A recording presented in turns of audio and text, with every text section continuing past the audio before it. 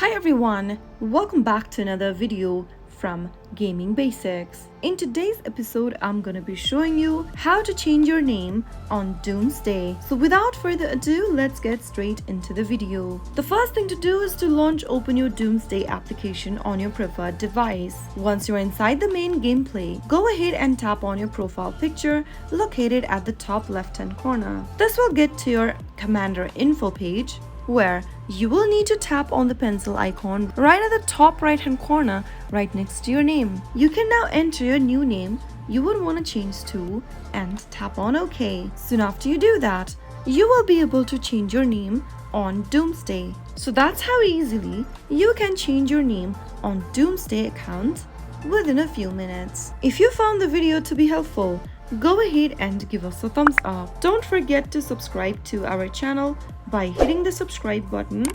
Also press the bell icon so that you'll never miss another upcoming upload from us. I will see you again in the next video. Goodbye till then.